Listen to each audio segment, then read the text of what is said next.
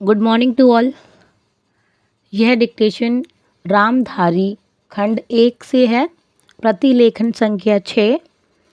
Gate ready, start. उपाध्यक्ष महोदय, तब उन लोगों को कुछ आशा हुई कि हम लोग भी उसी तरह चल सकते हैं जिस तरह से पहले चल रहे थे, लेकिन अभी हाल में जो चुनाव हुआ उससे देश के धनिकों के मन में बड़ा संदेह पैदा हुआ कि इस चुनाव के बाद उनकी स्थिति वैसी नहीं रहेगी जो अब तक चली आती रही है। गरीबों और अमीरों के बीच में अब तक जो बहुत बड़ा अंतर चला आ रहा था, उसको अब तेजी से दूर करने का प्रयत्न किया जाएगा।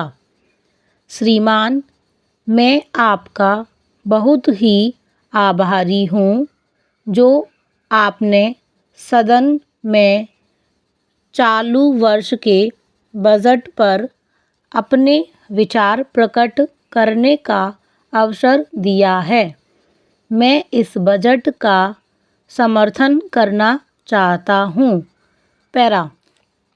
श्रीमान, मैं सबसे पहले अपने दल के नेता प्रधानमंत्री को इस बात के लिए बधाई देना चाहता हूँ कि उनके नेतृत्व में देश में कांग्रेस दल को स्पष्ट बहुमत मिला और इसके फलस्वरूप यहाँ पर केंद्र में एक ऐसी सरकार का गठन हुआ जो कि देश में वास्तव में समाजवाद लाना चाहती है।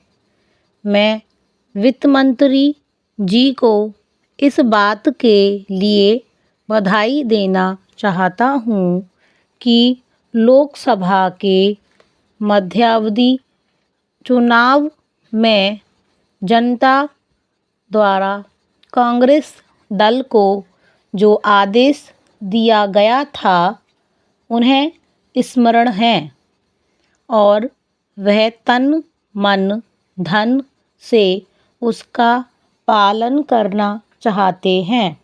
वह आदेश था देश में सामाजिक और आर्थिक विषमता दूर करने का, देश से गरीबी, बेकारी और बेरोजगारी को हटाने का और देश के जो पिछड़े हुए हिस्से हैं उनका पूरा विकास करने का, साथ ही साथ इस बात का भी आदेश था कि देश के अंदर इस प्रकार की सामाजिक और आर्थिक व्यवस्था पैदा की जाए जिसके अंतर्गत जनता शोषण से मुक्त हो सके। श्रीमान, यह ठीक है कि देश में कृषि के क्षेत्र में उत्पादन में वृद्धि हुई है, परंतु इसके साथ ही साथ यह भी दृष्टि में रखना चाहिए कि लागत में भी पूरी वृद्धि हुई है।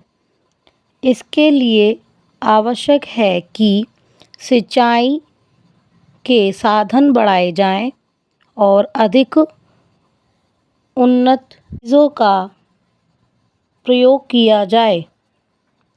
आज कृषकों को कृषि के यंत्र मिलने में बहुत कठिनाई हो रही है।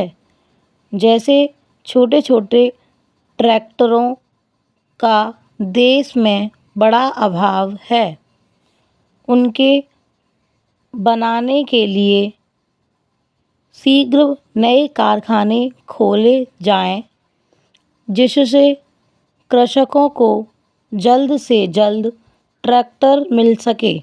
देश तभी प्रगति करेगा, हमारा ऐसा विश्वास है। स्टॉप।